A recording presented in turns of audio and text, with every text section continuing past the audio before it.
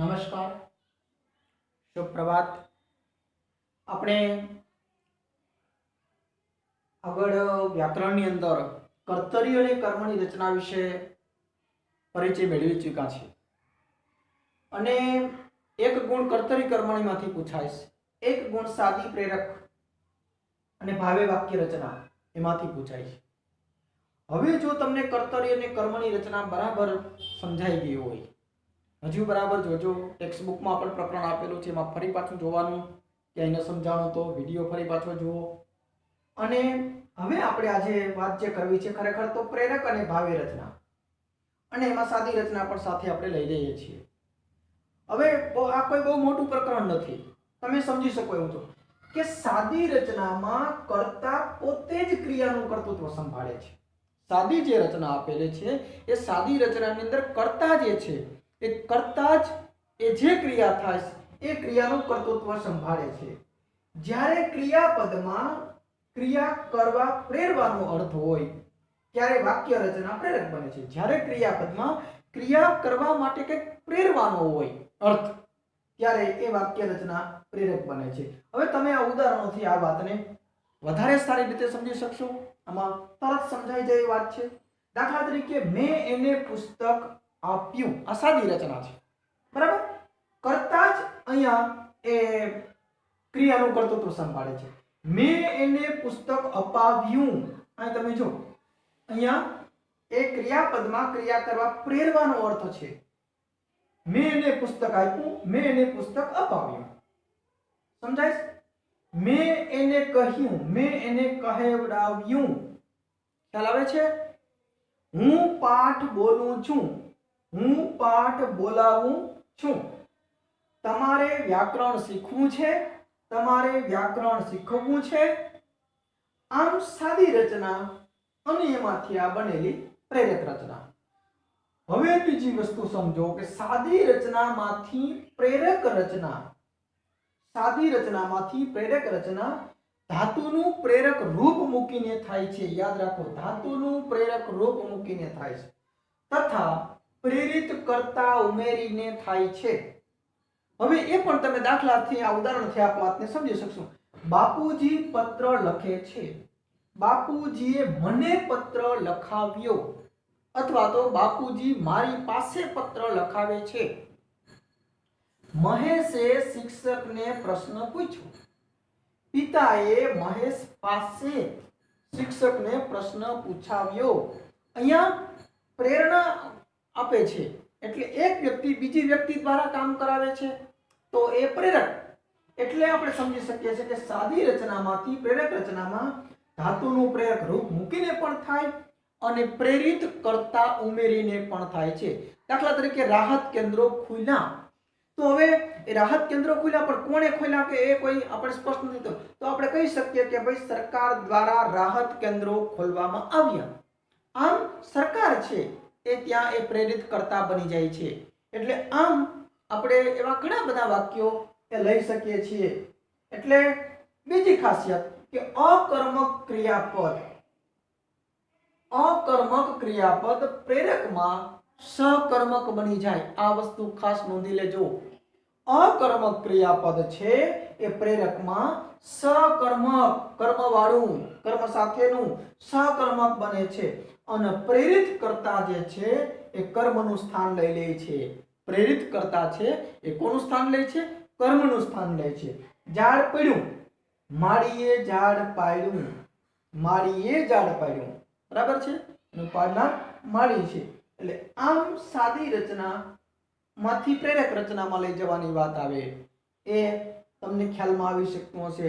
એટલે એમાં તો કાં તો ધાતુનું પ્રેરક રૂપ મૂકીને અને કાં તો પ્રેરિત કરતા ઉમેરીને થાય છે। એટલે બહુ આ અઘરો મુદ્દો નથી અને આવી રીતે એ સાદી રચના અને પ્રેરક રચનાને આવી રીતે આપણે સમજી શકીએ। અને આપણા ટેક્સ્ટ બુકમાં પણ આ પ્રકરણ આપેલું છે, એમાં પણ બરાબર વાંચો, બીજા વધારે ઉદાહરણો તપાસો, સાદી રચનામાંથી પ્રેરક રચનામાં કઈ રીતે લઈ જવાય છે એવા ઉદાહરણોનો મહાવરો કરો, એટલે તમને આ વસ્તુ બરાબર સમજાવવા માંડે। એટલે એ જ રીતે આગળ આપણે કર્તરીની કર્મણી જોયું છે, એમાં ભાવે રચના પણ ખરેખર તો સાથે આવે, પણ હવે આવી રીતે પ્રેરક અને ભાવેને સાથે એક પોઈન્ટ ઊભો કર્યો છે મુદ્દો, એટલે આપણે ભાવેને પણ જોઈ લઈએ અને આ પણ એકદમ સરળ છે. એટલે આગળ આપણે જોઈએ છે ભાવે ઉપર.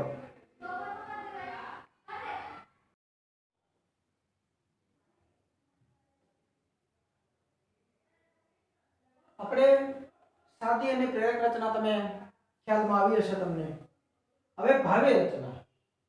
ભાવે રચના તમે કર્તરી ને કર્મણી આગળ મેં તમને સમજાવેલું છે, એ વિડિયો બરાબર જોવો, ટેક્સ્ટ બુકમાં પણ હજી વાંચો. હવે આપણને એટલો સામાન્ય ખ્યાલ તો છે જ કે જે વાક્યોની અંદર કર્તાની પ્રધાનતા હોય એ કર્તરી વાક્ય, જે વાક્યમાં કર્તાનું સ્થાન ગૌણ હોય અને કર્મની પ્રધાનતા આવે તો એ વાક્ય કર્મણી રચના, અને આમાં ભાવની પ્રધાનતા આવે એમ આપણે અર્થ કરી શકીએ. હવે આટલી તમે થોડીક જો વસ્તુ યાદ રાખી લો એટલે તમને આખું ભાવે વાક્ય રચના કમ્પ્લીટ થઈ જાય. જો વાક્યમાં કર્તા કે કર્મની પ્રધાનતા ન હોય, એમાં કર્તાની પ્રધાન ન હોય અને કર્મ પણ ન હોય, જો વાક્યમાં કર્તા કે કર્મની પ્રધાનતા ન હોય તો તે ભાવે રચના બની જાય છે. કર્મની અને ભાવેમાં ફરક માત્ર એટલો જ હોય છે કે ભાવે રચનામાં કર્મ હોતું જ નથી. સમજી લ્યો, કર્તરી અને કર્મણી અને ભાવેમાં ફરક કેટલો છે કે ભાવે રચનામાં કર્મ હોતું જ નથી. યાદ રાખજો, ભાવે રચનામાં કર્મ હોતું જ નથી. કર્મ વિનાની રચના ભાવે રચના હોય છે. એ વાક્ય બહુ નાનું થઈ જાય, કર્તા અને સીધું ક્રિયાપદ, એટલે એ યાદ રાખજો. આ ફરક છે અને આમાં કર્મ હોય છે કર્મણીમાં.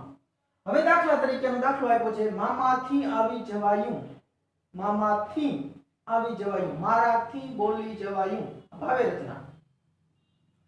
ભાવે રચનામાં ક્રિયાપદનું આ પ્રત્યય વાળું ખાસ રૂપ વપરાય છે, જેમ કે લખ વત્તા આ વત્તા શે બરાબર લખાશે. કર્તરી રચનાનો કર્તા ભાવેમાંથી અનુગ સાથે આવે છે.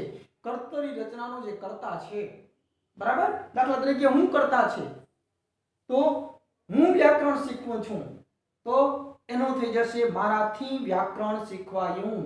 મારાથી વ્યાકરણ શીખવાશે. એટલે કર્તરી રચનાનો કર્તાને ભાવેમાં થી અનુગ સાથે આવે છે. મારાથી જવાયું, દુકાનદારથી હસાયું. ખ્યાલ આવે છે? કર્તરી રચનાના કર્તામાં ભાવેમાંથી અને પછી જે બંધ બેસતો હોય, બરાબર, એ અનુગ થી સાથે આવે છે. કર્તરીમાં સકર્મક અને અકર્મક બંને ક્રિયાપદો હોય છે. કર્તરીની અંદર સકર્મક અને અકર્મક બંને ક્રિયાપદો હોય છે, અને જ્યારે કર્મણીમાં સકર્મક, બરાબર, કર્તરીમાં સકર્મક અને અકર્મક ક્રિયાપદો અને કર્મણીમાં માત્ર સકર્મક. જે ભાવે રચનામાં કેવળ અકર્મક ધાતુમાં જ સંભવે છે. ભાવે રચનામાં કેવળ અકર્મક, એમાં કર્મ ન હોય, અકર્મક ધાતુમાં જ સંભવે છે. દાખલા તરીકે બાળકથી હસ પડી જવાયું, બાથી રડી પડાયું. આ ઉદાહરણથી આ વાત સમજી શકાય છે. એમાં અકર્મક ધાતુઓ જ સંભવે છે. અહીં ક્રિયાપદ કર્તાથી સ્વતંત્ર રીતે, અહીં ક્રિયાપદ કર્તાથી સ્વતંત્ર રીતે, અહીં જે ક્રિયાપદ છે એ કર્તાથી સ્વતંત્ર રીતે, અને ત્રીજો પુરુષ એકવચન નોંધી લેજો. અહીં ક્રિયાપદ કર્તાથી સ્વતંત્ર રીતે, ત્રીજો પુરુષ એકવચન કે નપુંસકલિંગ એકવચનમાં વપરાય છે. ખાસ નોંધી લો, અહીં ક્રિયાપદ કર્તાથી સ્વતંત્ર રીતે, ત્રીજો પુરુષ એકવચન કે નપુંસકલિંગ એકવચનમાં વપરાય છે. દાખલા તરીકે વિરાટથી ખડખડાટ હસી પડાયું, અને બીજા પણ ઘણા બધા ઉદાહરણો આપણે લઈ શકીએ. ભાવેમાં કર્મ નથી હોતું. આ ખાસ યાદ રાખજો, ભાવેમાં કર્મ હોતું નથી.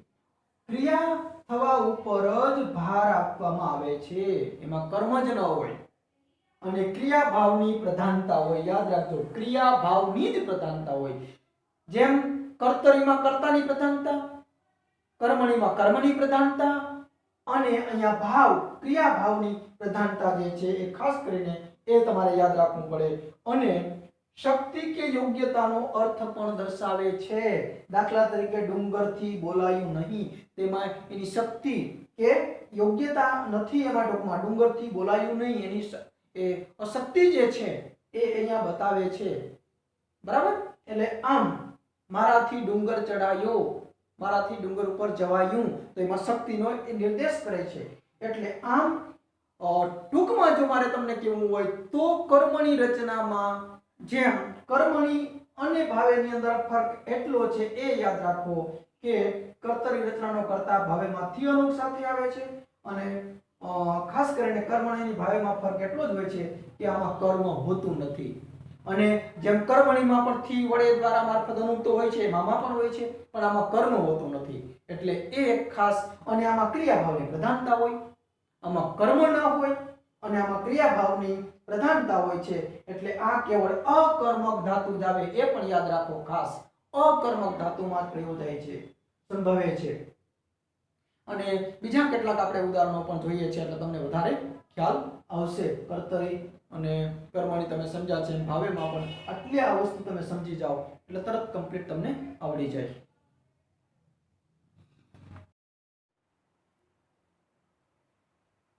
અહીંયા તમે ભાવે વાક્યમાં જોઈ શકો છો કે ભાવે વાક્ય કઈ રીતે બને છે. બહુ સરળ છે ભાવે વાક્ય રચના. જીવલો તરત આવ્યો, જીવલાથી તરત અવાયું. આ ખાસ જોતા જાઓ. આ બધામાંથી પ્રત્યય જોડાયેલો છે કર્તાને, એ ખાસ તમારા ધ્યાનમાં આવશે. બરાબર. બધાને થી પ્રત્યય જોડાયેલો છે. જીવલો તરત આવ્યો, જીવલાથી તરત અવાયું. વિનુ કાકા બોલ્યા નહીં, વિનુ કાકાથી બોલાયું નહીં. અમે બધા ખૂબ હસ્યા, અમારા બધાથી ખૂબ હસાયું. તમે ઊંચા અવાજે ન બોલો, તમારાથી ઊંચા અવાજે ન બોલાય. હું જીવલા પાસે ગયો, મારાથી જીવલા પાસે જવાયું. તેઓ એકલા જતા હતા, તેમનાથી એકલા જવાતું હતું. જૂઠ બોલવું યોગ્ય નથી, જૂઠું ન બોલાય. મમ્મી કશું બોલી નહીં, મમ્મીથી કશું બોલાયું નહીં. મહેશ સુતા સુતા વાંચશે, મહેશથી સુતા સુતા વંચાશે. હું લખું ક્યાંથી, મારાથી લખાય ક્યાંથી. એટલે આમ તમે આખી જ ભાવે રચનાની અંદર તમે જોઈ લો, આમાં કર્મ નથી. બરાબર છે. અને કર્તાને થી પ્રત્યય મોટે ભાગે લાગેલો હોય છે, અને આ ભાવની ક્રિયાભાવની જે પ્રધાનતા છે એ ખાસ જોઈ લો એટલે તરત જ તમને આ વસ્તુ ક્લિયર થઈ જાય છે. હવે કેટલાક આપણે પ્રેરક વાક્યોને પણ થોડા જોઈ લઈએ છીએ.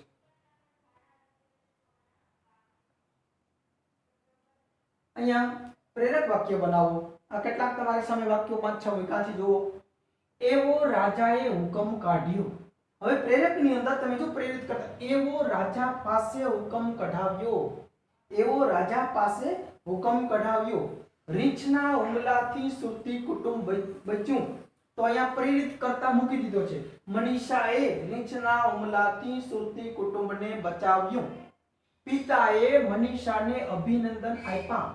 તેણે પિતા પાસે મનીષાને અભિનંદન અપાવ્યા. યાદ રાખજો.